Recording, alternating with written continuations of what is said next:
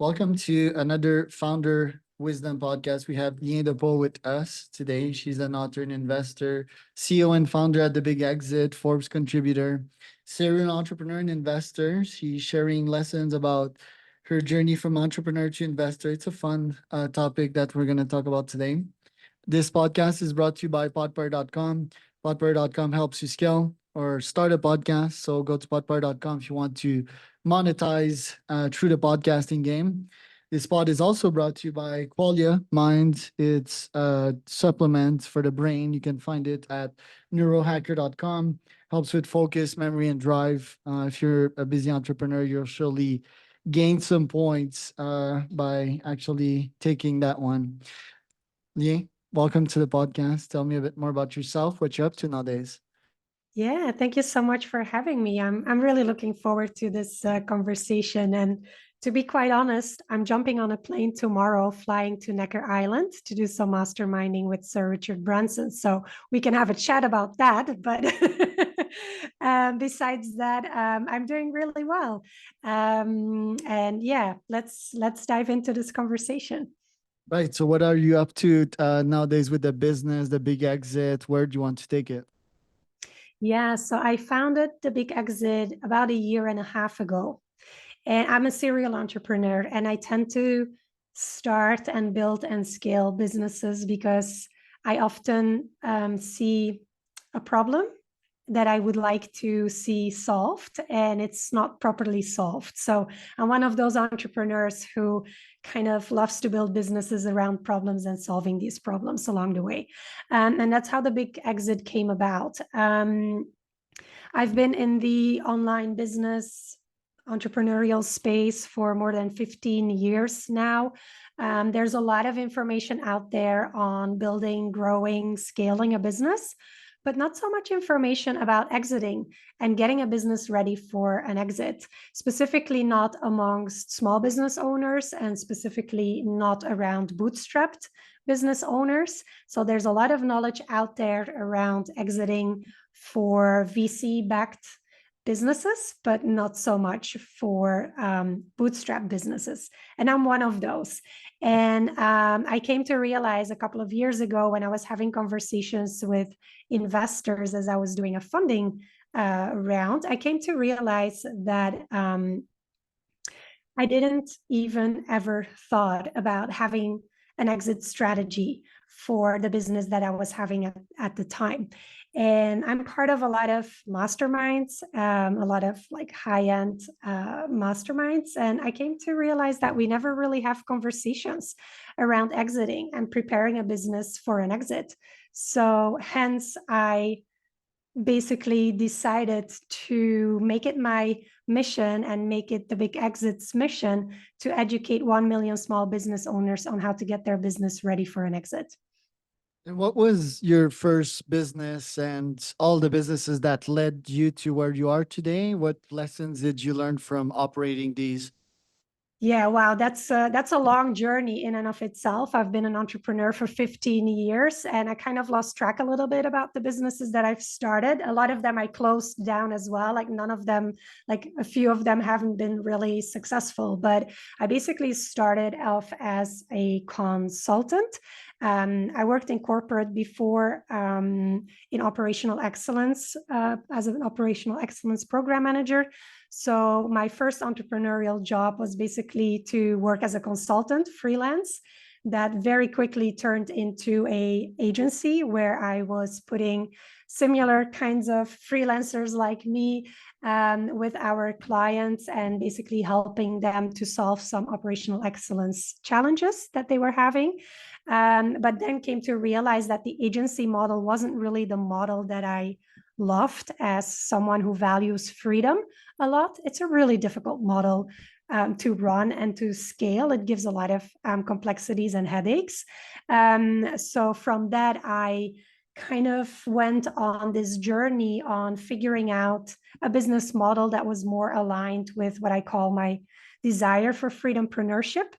At that time, the whole online business movement came about. 4 Hour Work Week was released. That created a massive boom in like online businesses and heavily automated, leveraged businesses. So I played around with that a little bit. I had a drop shipping business. I had a travel blog that was really successful. I did a couple of things here and there, but I ended up going back to what I call my first love, which has always been professional education. That's what I'd done as a consultant and in corporate as well. And I started building the biggest online business school in Belgium. This was back in 2015. I built the biggest network of female entrepreneurs in Belgium, more than, at its peak, 600 members at the time. And now I've been building the Big Exit for about a year and a half, educating small business owners on how to get exit ready and using all of the skills that I've learned on building an educational, online, heavily automated business since, more or less 15 years now. What's your thoughts on scaling an empire vs exiting a business? Or is it even an or? Can it be like selling a business to feed your empire? What's your philosophy on that? Sorry, can you repeat the question again, Charles? Yeah, exit vs scaling an empire. So my position on this, for example, is that I have a portfolio of startups. I want to grow an empire. I don't want to exit and live on an island. I want to dominate and make as much cash as possible to have an impact on this planet Earth. Exiting, for example, I might sell some of my businesses, the ones that I don't like operating, or the ones that are just not making any money. But I want to keep on growing this ecosystem of mine. So, what is your philosophy on scaling an empire vs running a business, exiting, and then starting from scratch again? Yeah, I think we all have our own journeys, right, as entrepreneurs. So I tend to meet often with entrepreneurs who are building a portfolio of businesses. Maybe they've built a business, scaled it, sold it, and are now using, their exit money as play money to build up a portfolio of businesses, because they came to realize that if you build a couple of businesses that have complementary services for the same kind of audience, for example, that's a great strategy to have. So I meet these kinds of entrepreneurs. And then there's also entrepreneurs who basically they grow and scale their business towards an exit, then take a little bit of time and basically capture ideas to create their next masterpiece. So a lot of the clients that we work with the Big Exit are the latter. They are the ones that want to create a next masterpiece after they have sold their business. Right. And it's a consulting slash info product that you're selling, right? It's $2,000 to learn from you how to sell your business. What does that include? Yeah, correct. So our flagship course is 2K Indeed, which is a 4.5 hours of video lessons training. And it teaches you everything you need to know to prepare and sell your business for maximum value. This is specifically for small business owners making less than 2 million a year and are looking for an exit. They're often bootstrapped, 100% shareholders. So we basically teach them everything they need to know in getting their business exit ready and being able to sell it for the most amount of money. So we teach them both what makes a business sellable, what makes your business sellable, what are the key drivers for valuations and higher valuations of your business. And then once you've done all of that work and really have a business that is sellable and basically acquirable, right? Like you have actually acquirers coming your way wanting to buy your business. Then is how do you go about finding, buyers, setting up a great deal for you? Would you be building a team around you to help you with your exit or not? Lots of small business owners go in basically on their own selling a business, which is a great strategy as long as you're surrounded with the right kind of people. So these are all the things that we teach within this course. It's 4.5 hours of video lessons, templates, checklists. You've got lifelong access. Most of the small business owners that work towards an exit spend about a year to 2 years preparing for that moment. So they have lifelong access to the course and can hop in and help out depending on the phase that they are in their preparation work. Right. And let me know your methodology to value a business. How does one actually do that? Yeah. So we work with an independent valuation expert team. And actually, it's one of the things that we offer with our course as well. So they do the independent valuations, and I'm stretching the independency here, particularly because these are experts in valuation globally, particularly, but they are not the ones that help you sell your business. So they don't really have a benefit of giving you a high or a very low valuation, which some other people who do business valuations might have a benefit with giving you a low or a high valuation. So we work with people who do independent valuations and specifically targeted at smaller businesses. The valuation method that is most commonly used, it's not the only one out there, as you know, right? But for small business owners, like the ones that we work with, the most common business valuation is a multiple on the profit. So that's why EBITDA and profitability is so important to work on in the year or two before you're exiting. When do you know when is the right time to sell? And in this current economic climate, generally speaking, is it a good time to sell? Yeah, this is a great question, and we can have a conversation around this for at least an hour, I think. But the right time to sell is often a combination of the state your business is in. So it's kind of nicely growing, but not crazy growing, but it's like nicely tagging along. That's one thing. Secondly, it's the state that you are in as the business owner. Like, how mentally alert are you still? How excited are you still? Or are you burnt out or in a burn on phase for a really long time? So it's, you want your business to be at a peak, and you want you as the owner to be at your peak. And then the third thing, which is something that you cannot control, is market circumstances. Right now, we are moving into a phase which is going to be a buyer's market. We're expecting, specifically in the US, to have a really big influx of baby boomer businesses that are going to be sold in the next decade. It's going to be massive. Basically means that there's going to be way more businesses for sale than there are buyers looking to buy. So if you are in that position and you're thinking of selling in the next couple of years, you really want to get your business exit ready and as shiny as possible for a potential acquirer, because we are moving into a buyer's market and things are going to get more difficult for the next decade to come. Do you think that most boomer businesses scale? Because to me, it seems that these folks are really involved in their business. They don't have much systems. They have small team, and if they're gone, it just doesn't run for most part. So, do you think there's really an opportunity there, or are these? Am I better to start from scratch with solid tech system and scale from that? Yeah, I think there's a couple of things. Like, if you are the business owner, the one thing that you should be doing if you want to get your business exit ready, besides working on your profitability, is making your business independent of you. That means building your team, building your systems, building your automations, building your procedures. Like, that's the key thing to do, because if you can't take yourself out of your business, who's going to run your business when someone buys it? The buyer doesn't want to run your business. It needs to be able to run without you. So that's the key thing to be working on as a small business buyer.